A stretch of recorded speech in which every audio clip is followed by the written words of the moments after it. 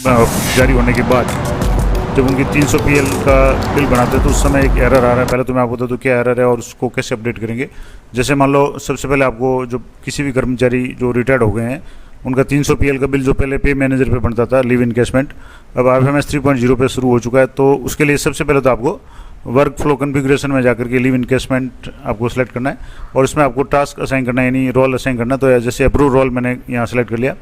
अब यहाँ से आप जैसे सेंक्शंस में जाते हैं जहाँ आपको लीव इनकेशमेंट है और लीव इनकेशमेंट में भी आपके रिक्वेस्ट और सेंक्शन। अब मान लो जैसे सेंक्शन जारी करनी है तो उसके लिए आपको यहाँ नो डाटा आ रहा है। अब यहाँ नो डाटा के लिए आपको क्या करना है, एम्प्लॉय आईडी दर्ज करनी है। यहाँ जैसे आप एम्प्लॉय आईडी दर्ज करेंगे उसके बाद आपको एम्प्लॉय आईडी दर्ज करने के बाद में क्या मैसेज आ रहा है पहले तो मैं आपको वो बता दूँ। उसके बाद में जैसे ये जो मैं आपको एक आईडी एंटर करके बता रहा हूँ, ये आईडी एंटर करने के बाद में जैसे आप सर्च पे क्लिक करते हैं तो यहाँ लीव इनकेशमेंट सेंक्शंस हैं। यहाँ जैसे अभी कुछ नहीं आ रहा है। इसके अलावा यहाँ से आप लीव इनकेशमेंट का जो ऑप्शन है यहाँ आप देखेंगे तो रिक्वेस्ट है। अब मान लो जैसे रिक्वेस्ट पे क्लिक करेंगे तो आपको यहाँ आईडी इंटर करनी है और यहाँ सर्च पे क्लिक करना है। सर्च पे क्लिक करना है तो यहाँ आ रहा है not eligible for leave encashment. कई साथी जब ये रिटायर्ड कर्मचारी का 300 PL का बिल बना रहे होंगे तो ये ऑप्शन आ रहा है not eligible for leave encashment status. इसका मतलब हुआ कि इनका स्टेटस चेंज करना पड़ेगा। स्टेटस चेंज जब करेंगे तो एक समस्या और आएगी। मैं आपको बता दूं कि यहाँ आपको PPO नंबर भी मांगेगा, तब जाकर के ये काम होगा। तो इसके लिए आपको यहाँ से जैसे ये तो HO रोल का मैंने बताया, आपको DDO रोल में जाना है और सबसे पहले कर्मचारी का जो स्टेटस है वो चेंज करना है। स्टेटस चेंज कैसे करेंगे तो DDO रोल में आने के बाद में यहाँ से जैसे आप रोल DDO सेलेक्ट कर लें। यहाँ से जैसे DDO रोल में एम्प्लॉय मैनेजमेंट में आएंगे और यहाँ एम्प्लॉय मैनेजमेंट में आने के बाद में आपको एम्प्लॉय जो सर्विस स्टेटस है वो अपलोड करना है या अपडेट करना है। यहाँ एम्प्लॉय मैनेजमेंट है, एम्प्लॉय मैनेजमेंट में मॉडिफिकेशन और मॉडिफिकेशन में आपको सर्विस डिटेल्स है, इस पर आपको क्लिक करना है और यहाँ से आपको कर्मचारी को सिलेक्ट करना है। किसी भी तरीके से आप कर सकते हैं, बाई नेम कर सकते हैं, ग्रुप से कर सकते हैं, जो भी। जैसे आपको यहाँ बाई नेम मैं यहाँ से सर्च कर रहा हूँ तो ये एम्प्लॉय आ गए। ये जैसे अभी इनकी सर्विस है रेगुलर और परमानेंट आ रहा है। इसको मॉडिफाई पे क्लिक करेंगे तो इनकी डिटेल्स यहाँ शो हो जाएगी और ये डिटेल्स है यहाँ जैसे अभी सर्विस परमानेंट है और एम्प्लॉय एक्टिव है तो यहाँ से जैसे परमानेंट में तो परमानेंट ही रहेगा, लेकिन यहाँ एक्टिव की जगह आपको यहाँ जैसे नीचे और स्क्रॉल करेंगे तो रिटायर्ड आ गया। यहाँ रिटायर्ड आपको सेलेक्ट करना है। यहाँ से जैसे मैंने रिटायर्ड किया, इसके बाद में एम्प्लॉय जो स्टेटस है बेनिफिट एंड एंटाइटलमेंट वो कोई प्रॉब्लम नहीं है। एक्चुअल पोस्ट इन ऑफिस है तो जो भी पोस्ट थी जैसे सीनियर टीचर थी तो सीनियर टीचर कर लें। जो भी कॉलम खाली आ रहे हैं उनको एक बार आप भर लें। यहाँ से अपॉइंटमेंट ऑर्डर वगैरह है तो अपॉइंटमेंट ऑर्डर जो भी इनके जो थे वो आप यहाँ से भर लें। अपॉइंटमेंट डेट वगैरह जो भी इनकी थी, ये जो भी पहले की डेट वगैरह है वो सारी आप यहाँ से एक बार देख करके इसको भर लें। तो मैं ये डेट भर के आपको बता रहा हूँ। तो एक तो आपने काम कर दिया कि यहाँ इसमें स्टेटस है एम्प्लॉय स्टेटस, ये रिटायर्ड कर लिया। अब यहाँ आपके सर्विस अपडेट का भी ऑप्शन एक्टिव हो गया, लेकिन आपको यहाँ एक और ऑप्शन जिस पे आपको काम करना है यहाँ है PPO। ये PPO नंबर यहाँ है। अब PPO नंबर आप जो अभी आपने जो पेंशन प्रकरण से यहाँ से जैसे पेंशन पोर्टल से इनका PPO नंबर जारी हुआ है, ये PPO नंबर यहाँ एंटर करना है। साला दर्पण से आपने जैसे इनको सेवानिवृत्ति आदेश जारी किया है तो वो भी आप यहाँ से देख सकते हैं। तो आपको यहाँ जो भी PPO नंबर इनको जारी हुआ है वो PPO नंबर यानी पेंशन प्रकरण का जो PPO नंबर है वो आपको एंटर करना है। तो मैं यहाँ से जैसे इनका PPO नंबर है वो एंटर कर रहा हूँ।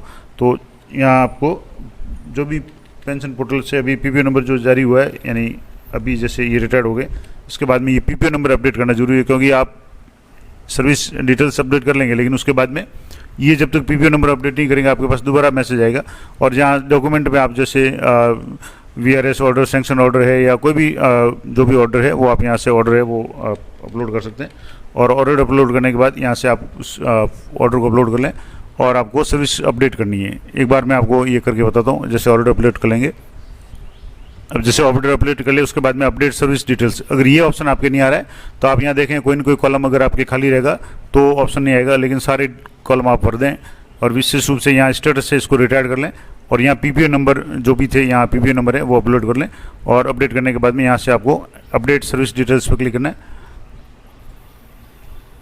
अब यहाँ आ रहा है कि at least one office order document with the correct document type must be uploaded, यानी ये डॉक्यूमेंट अपलोड तो हुआ लेकिन कुछ एरर बता रहा है। तो यहाँ से जैसे इसको एक बार देख लें जो भी डॉक्यूमेंट था, और जैसे ये डॉक्यूमेंट टाइप तो सही है लेकिन हो सकता है किसी कारण से ये नहीं मान रहा हो तो आप दूसरा कोई भी डॉक्यूमेंट यहाँ से अपलोड कर लें। मैं यहाँ से जैसे इस डॉक्यूमेंट को यहाँ से डिलीट करके दूसरा डॉक्यूमेंट अपलोड कर रहा हूँ। कोई टेक्निकल इशू के कारण ये जो भी ये डॉक्यूमेंट नहीं ले रहा है तो आप दूसरा कोई भी डॉक्यूमेंट है वो आप अपलोड कर लें यहाँ से। तो मैं दूसरा डॉक्यूमेंट है यहाँ से अपलोड करके आपको बताता हूँ। वो रिटायर्ड कर लिया, इसके बाद में जो पीपीओ नंबर है वो अपडेट कर लिए, और नीचे service update details, update service detail, इस पर आप जैसे क्लिक करेंगे तो कई बार कुछ साइट में इशू होने के कारण ये अपडेट नहीं होता है, लेकिन आप सीधे ही अपडेट इसको कर पाएंगे। थोड़ा सा वेट करें, थोड़ी देर बाद में कोशिश करें। तो यहाँ से जैसे मैं सीधे अगर अप्रूव रोल से करना चाहें तो सीधे कर सकते हैं। इसके अलावा अगर आप चेकर में करें अप्रूव और तीनों रोल से करना चाहें तो स्टेप बाय स्टेप भी कर सकते हैं। अब सीधे मैं अप्रूव रोल में जैसे यहाँ से किया और ये सारी डिटेल्स यहाँ फीड कर दी, और उसके बाद में जैसे ही यहाँ मैंने एक बार ये देख लिया कि रिटायर्ड वगैरह है, ये है, पीपीओ नंबर चेक कर लिया और अपडेट सर्विस डिटेल्स पर क्लिक किया तो ये मैसेज आ गया successful, your request has been successfully submitted, और रिक्वेस्ट आईडी आ गई। अब आपको ओके पे क्लिक करके एक बार उसको और चेक कर लें ताकि आपका कंफर्म हो जाए कि इनका स्टेटस चेंज हुआ या नहीं हुआ। तो ओके पे मैंने चेक किया, उसके बाद में वापस एम्प्लॉय मैनेजमेंट में जाकर के एम्प्लॉय को सिलेक्ट किया, और यहाँ जैसे जो स्टेटस में रेगुलर था उसकी जगह रिटायर्ड आ रहा है। सर्विस स्टेटस में यहाँ दोबारा जाकर के वापस एक बार और कंफर्म कर लें तो यहाँ एम्प्लॉय जो स्टेटस था यहाँ रिटायर्ड आ गया, और यहाँ नीचे पीपीओ नंबर भी है, इनके ऐड हो गए। अब आप वापस इनका 300 PL का जो बिल बनाना है उसके लिए आप जाएंगे तो वहाँ से आराम से आप इसका बिल बना सकते हैं। अब जैसे लिव इनकेसमेंट में जाकर के HO लॉगिन में जाकर के आप रिक्वेस्ट डालेंगे, उसके लिए आपको एम्प्लॉय सर्च करना है। एम्प्लॉय सर्च करने के बाद में एम्प्लॉय आईडी डालेंगे, उसके बाद में एम्प्लॉय सर्च करेंगे। तो जहाँ पहले नो डाटा वगैरह आ रहा था, अब यहाँ जैसे एम्प्लॉय सर्च करेंगे, अब जैसे यहाँ से इस तरीके से आपके यहाँ एम्प्लॉय का पीपीओ नंबर है अपडेट होके आ गया।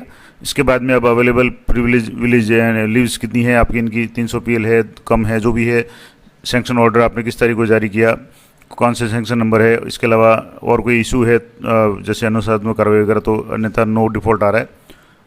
डेजिग्नेशन इनका एंटर करना है, कॉपी किस किस को आप देखना चाहते हैं, तो ये सारा जो भी है ये सारा आप भर करके मैं आपको अगली वीडियो में बताऊंगा कि इनका 300 PL का बिल कैसे बनाएंगे।